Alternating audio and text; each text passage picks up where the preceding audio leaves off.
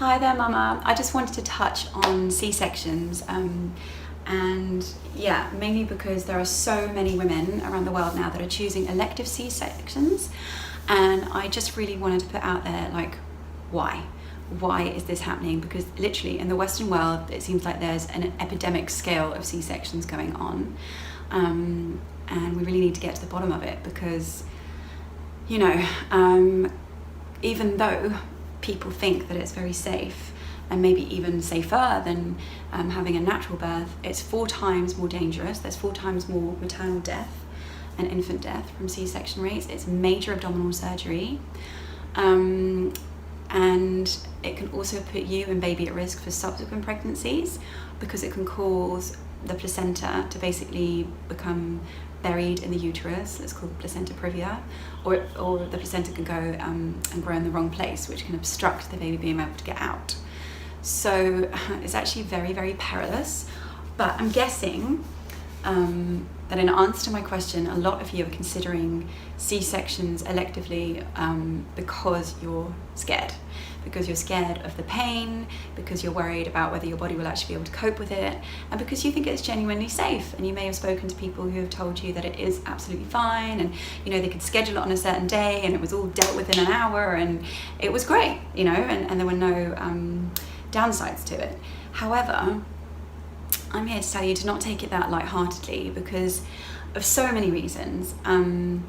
But the main ones being to yourself and your baby, right? So if the baby hasn't experienced labor, which is not just the contractions, but all the hormones, the cocktail of hormones that are being secreted during labor, which is like oxytocin, the beta-enter endorphins, the prolactin, the catecholamines, if that's how you pronounce it.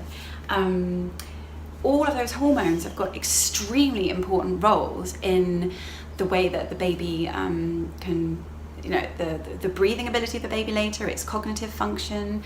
Lack of oxytocin in the baby there've been studies, and I can put links all down below, but studies related to mental health problems later for the baby, like schizophrenia, autism, depression, anxiety, stress response. So things like that, you don't want that to happen to your baby. And if the baby's exposed to all of those hormones, it also is able to regulate its body temperature much quicker. It's able to have that relationship with its mum, you know, the interdependent relationship where it can suckle the mother's breast almost immediately after birth, which then creates an oxytocin love bond between mother and child, which means that she's going to be much more likely to behave in a much more maternal, grooming manner to her baby.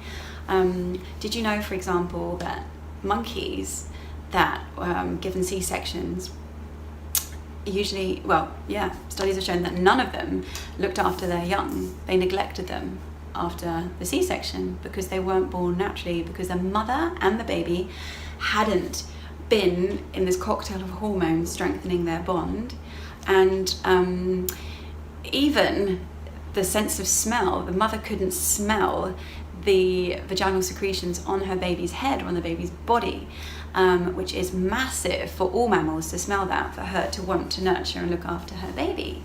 So if there's not that smell there, they don't look after their babies. And they then did the test to see if it really was that, and they took some vaginal secretions from the monkeys, put it on the babies, and then they did look after them better. But they still weren't holding them half as much. They would neglect them a great deal compared to the mothers that had the babies vaginally. So what I'm trying to say is that there's an incredibly intelligent orchestra of hormones that our bodies have been secreting for millennia, you know, for 300,000 years, and it's not by accident. It's basically keeping both mothers and babies safe. Like, another reason it's really important for the baby to suckle the mother's breast and sniff around and lick and all that is because it increases the oxytocin levels in the mother, which then basically ensures that she doesn't hemorrhage after having the baby, or her rate of hemorrhage is much, much, much reduced. So it's not by accident, and I really think we need to stop playing with fire here and thinking that we're God and letting surgery overtake what Mother Nature definitely knows best how to do. So if you are thinking of an elective C-section, maybe rethink it. Maybe learn more in my course about all the different cascade of hormones and the synchronicity of them. This is obviously just a quick video to just give you like some surface level information. I get it though, I completely understand why you'd be considering an elective C-section. I myself thought I was going to do that when I was pregnant with my first 11 years ago, because I was terrified of the pain, and I just thought it sounded a lot less barbaric and all that kind of thing. But when I learnt about all these things, I was like, whoa, okay, back up. So it's better for me and it's better for the baby if we do this naturally. Okay, I'm gonna like take heed and listen to this and get my head around a natural birth, because if that's what I need to do, if that's one of the most important things I can gift my child and myself with, for us to be as healthy as possible, then that's what I need to do, right? So anyway, I just urge you to consider it, and I urge you to think about why your OBGYN, if indeed they are suggesting you have an elective C-section, is suggesting that.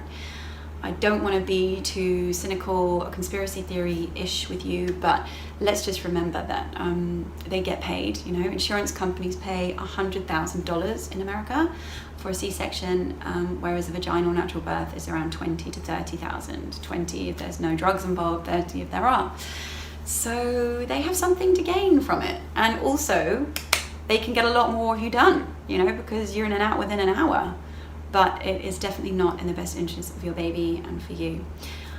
I will end it there, but if you want to know more, just join Blissful Birthing, and there'll be a lot more information where that came from in a lot more depth. Thank you for listening, ladies. Bye for now.